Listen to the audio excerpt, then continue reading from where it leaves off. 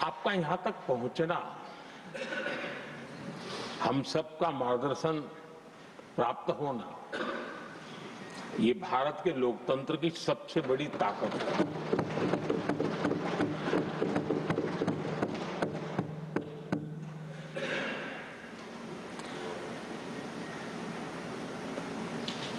ये मेरा सद्भाग्य रहा है कि मैं आपको लंबे अरसे से परिचित रहा हूं, सार्वजनिक जीवन में साथ साथ काम करने का अवसर भी मिला है। लेकिन प्रधानमंत्री के रूप में जब मुझे यहाँ दायित्व मिला और जब मैंने आपको अलग अलग जिम्मेवारियां में काम करते देखा, तो मेरे मन पर अतिशय सकारात्मक भाव जगना बहुत स्वाभाविक था। क्वायर बोर्ड के चेयरमैन के रूप में हिस्टोरिकली हाईएस्ट प्रॉफिट वाली इंस्टीट्यूशन में कन्वर्ट करना, यानी आपका किसी संस्था के प्रति समर्पण हो तो कितना विकास किया जा सकता है और कैसे दुनिया में उसकी एक पहचान बनाई जा सकती है, वो आपने करके दिखाया। आपको भारत के कई क्षेत्रों बहुत कम लोगों को ऐसा अवसर मिलता है। आप झारखंड में, महाराष्ट्र में, तेलंगाना में, पुडुचेरी में राज्यपाल, लेफ्टिनेंट गवर्नर अलग अलग दायित्व संभालते रहे। और मैं देखता था कि झारखंड में तो आदिजाति समाज के बीच जिस प्रकार से आपने अपना नाता बना दिया था, जिस प्रकार से आप छोटे छोटे गांव तक दौरा करते थे, वहां के मंत्री बड़े गर्व के साथ इन बातों का जब भी मिलते थे जिक्र करते थे।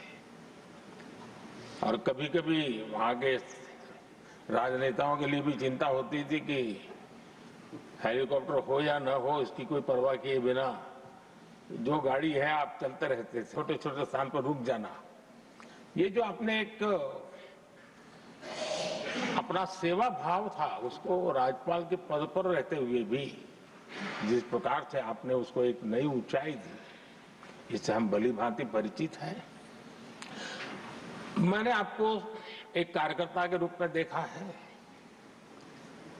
एक सहयोगी के रूप में हम साथ काम किए हैं, सांसद के रूप में देखा है,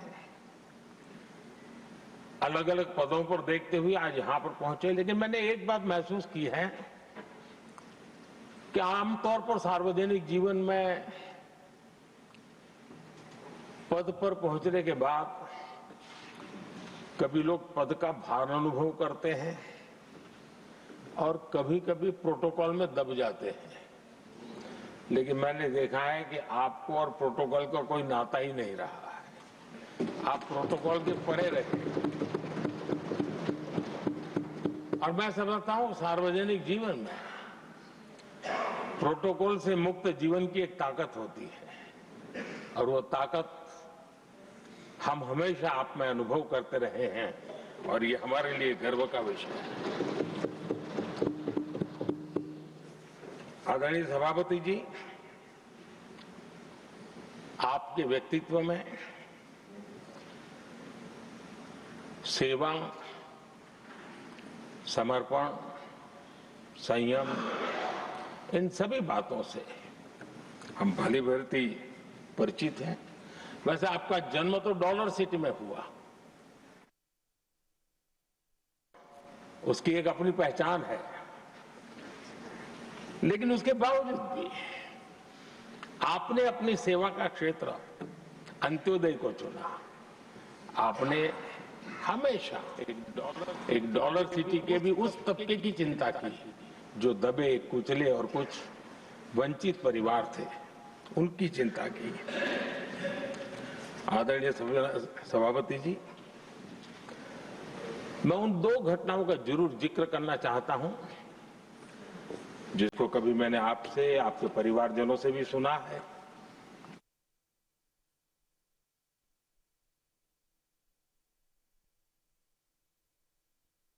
मंदिर के तालाब में का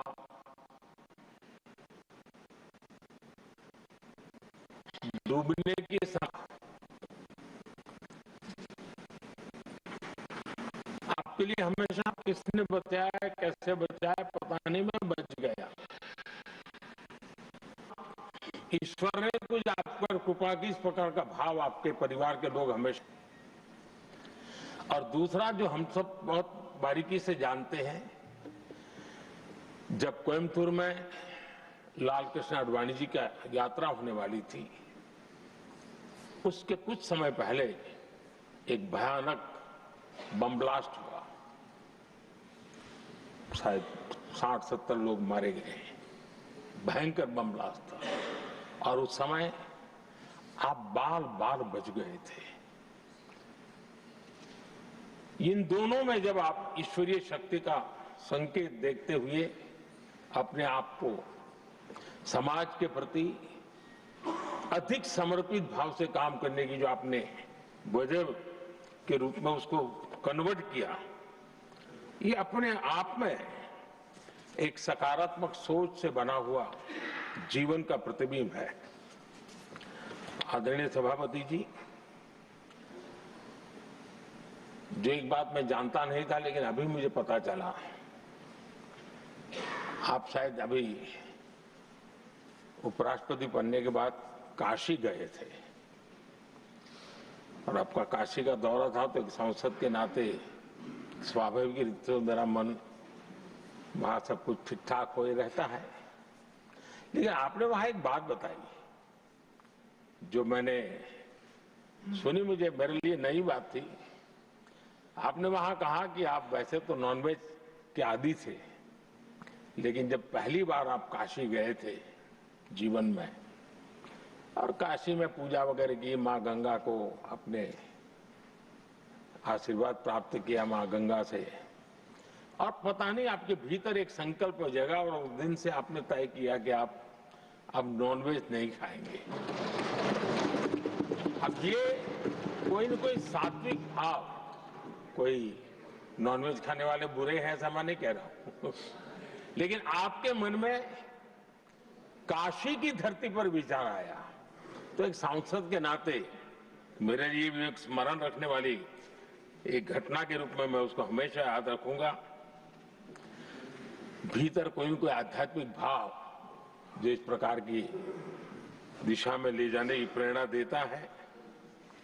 आदरणीय सभापति जी, छात्र जीवन से आपकी नेतृत्व सामर्थ्य रहा है। आज राष्ट्रीय नेतृत्व की दिशा में आप हम सब का मार्गदर्शन करने के लिए यहाँ विराजमान है, ये हम सब के लिए गर्व का विषय है। आदरणीय सभापति जी, आप लोकतंत्र के रक्षक के रूप में अपनी जवानी में, युवा अवस्था में, जब किसी को भी सरल मार्ग से जाने का मन कर जाता है, आपने वो रास्ता नहीं चुना, आपने संघर्ष का रास्ता चुना।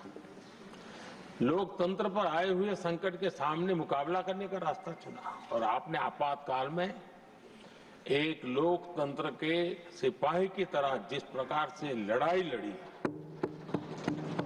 शासनों की सीमाएं थी, मर्यादाएं थी, लेकिन जज्बा कुछ और ही था। और वह उस क्षेत्र के सभी, उस सब पीढ़ी के नौजवान आज भी इमरजेंसी के खिलाफ की आपकी जो लड़ाई थी, लोकतंत्र के लिए आपका संघर्ष था, उसमें आपने जन जागृति के जो विविध कार्यक्रमों को अपनाया था, लोगों को जिस प्रकार से आप प्रेरित करते थे, वे हमेशा हमेशा के लिए लोकतंत्र प्रेमियों के लिए एक प्रेरणा देने वाली घटना रही। आप एक अच्छे संगठक रहे हैं, मैं भली भांति जानता हूं। आपने संगठन में जो भी दायित्व संभालने का अवसर आया, आपने उस जिम्मेवारी को चार चांद लगा दिए, अपने परिश्रम से लगा दिए। आपने हमेशा सबको जोड़ने का प्रयास किया,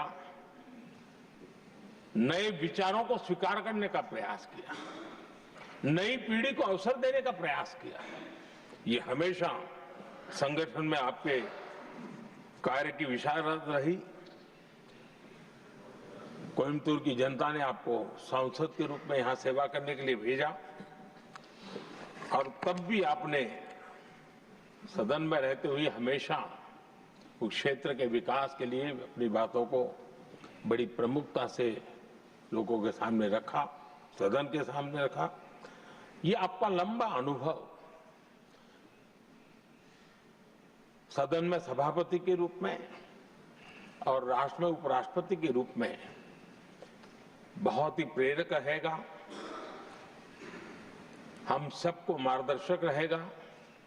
और मुझे पूरा विश्वास है कि मेरी तरह इस सदन के सभी सदस्य इस गौरवपूर्ण पल को जिम्मेवारियों के साथ आगे बढ़ाएंगे। इसी भावना के साथ मेरी तरफ से, सदन की तरफ से आपको बहुत बहुत शुभकामनाएं देता हूं।